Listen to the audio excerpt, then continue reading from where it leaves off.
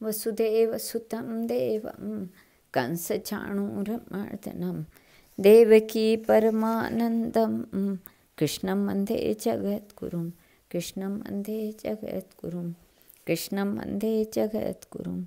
श्री कर्मानंद जी चारण कुल में उत्पन्न हुए थे। एक श्रेष्ठ भक्त थे। वे अपने मधुर गायन से प्रभु की सेवा करते थे। आपका गायन इतना भावपूर्ण होता था कि उसे सुनकर पाषाण हृदय भी पिघल जाता था। आप गृहस्थ भक्त थे, परंतु गृहस्थी आपको बहुत दिन तक रास न आई। एक दिन आप सब कुछ छोड़कर तीर्थाटन हेतु निकल पड़े। निष्प्रह निष्किंचन साधन सामग्री के नाम पर आपके पास हाथ में एक छड़ी थी और गले में लटकता ठाकुर का बटुआ। आप जहाँ कहीं भी विश्राम करने के लिए रुकते, वहाँ छड़ी को पृथ्वी में गाड़ देते और ठाकुर बटुए को उस पर लटका देते।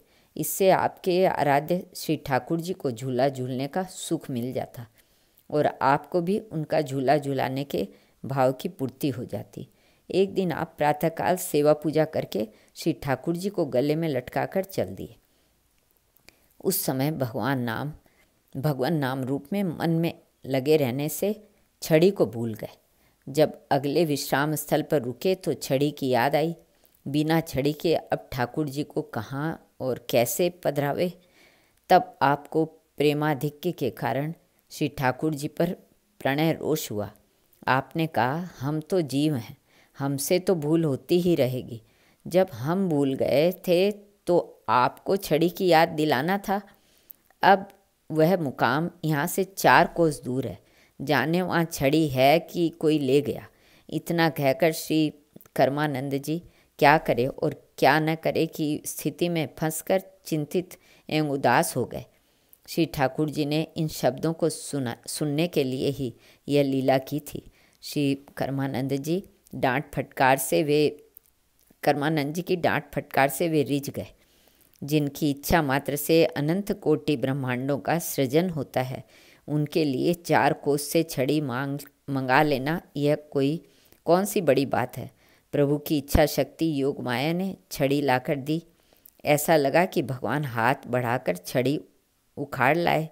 छड़ी देखकर श्री कर्मानंद जी से प्रेम विह्वल हो गए और बोले, प्रभु आप क्षमा कीजिए, मैंने आपको कठोर शब्द कहे।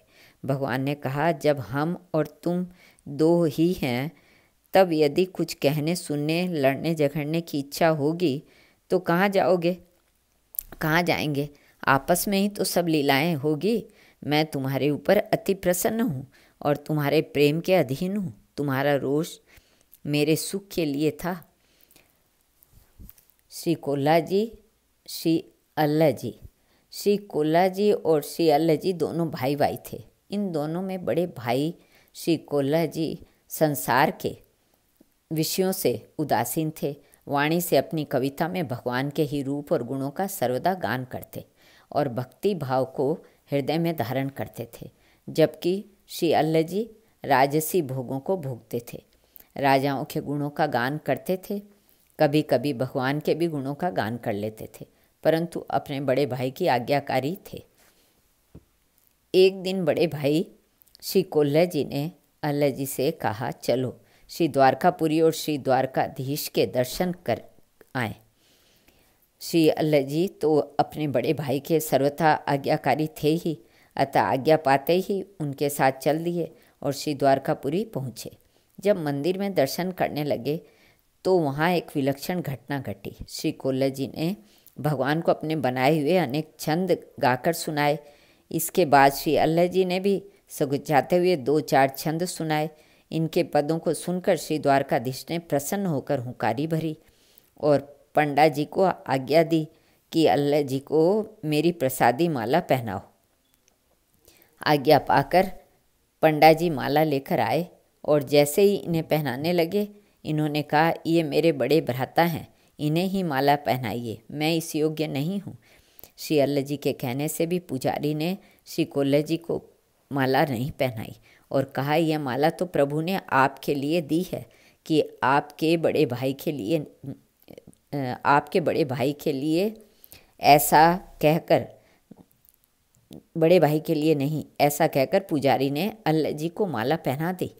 इससे श्री कोल्ला जी ने अपना बड़ा भाई का अपमान समझा।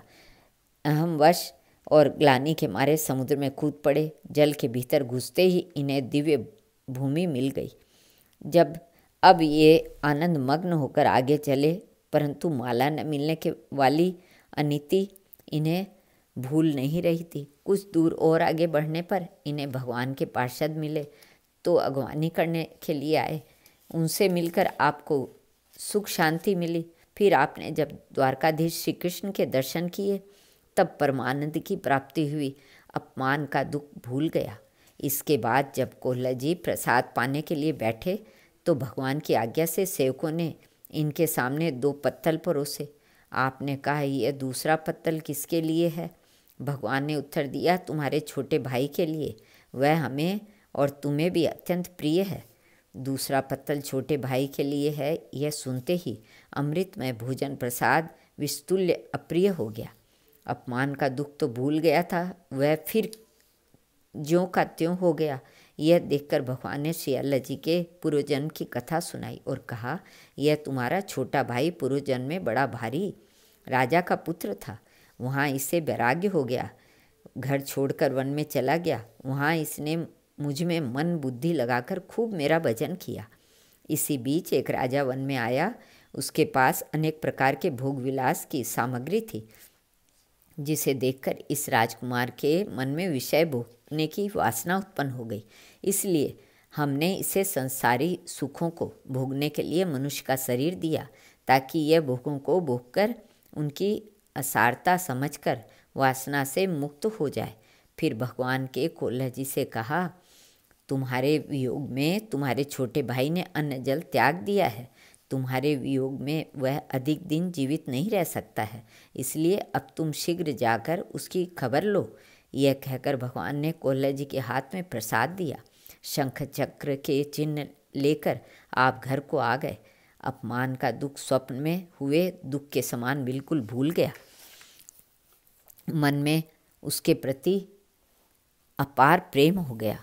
इधर छोटे भाई श्री अल्लाह जी ने जब सुना कि मेरे बड़े भ्राता कोल्हा जी दिव्य द्वारका का दर्शन करके आ रहे हैं, तो उनके स्वागत के लिए चले। भाई को देखकर भूमि पर पड़कर प्रणाम किया।